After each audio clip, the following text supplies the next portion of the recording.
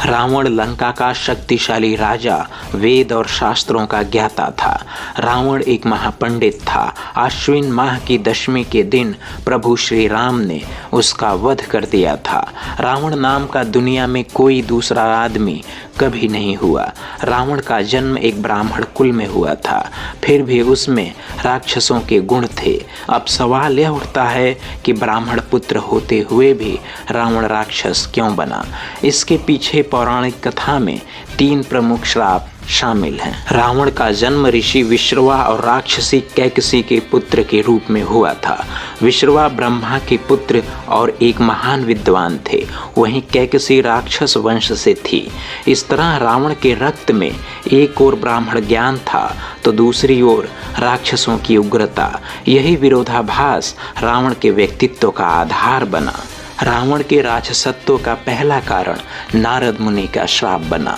रावण के जन्म से पहले उसके पिता विश्रवा और कैकसी के बीच एक वचन हुआ था कि संतान का जन्म शुभ मुहूर्त में होगा, लेकिन कैकसी ने अपने लालच और महत्वाकांक्षा के कारण इस वचन को तोड़ते हुए गलत समय पर संतान को जन्म दिया। इस कारण नारद मुनि ने रावण को श्राप दिया कि उसका स्वभाव राक्षसी होगा और उसमें अधर्म की प्रवृत्ति बढ़ेगी। तीसरा कारण कुबेर का श्राप बना।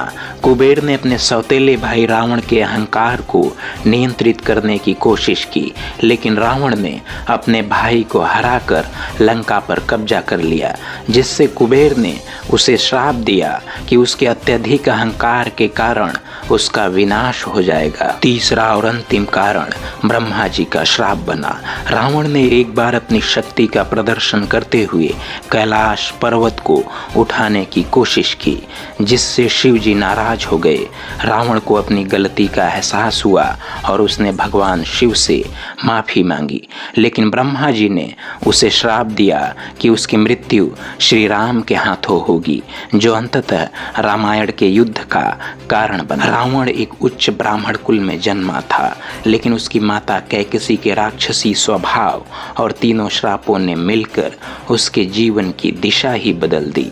रावण के मन में ज्ञान और शक्ति की भूख थी, लेकिन इस शक्ति का प्रयोग उसने गलत दिशा में किया। रावण की इस कथा से हमें यह समझने को मिलता है कि व्यक्ति का कर्म और निर्णय यह तय करता है कि उसके जीवन को किस दिशा में ले जाया जाए।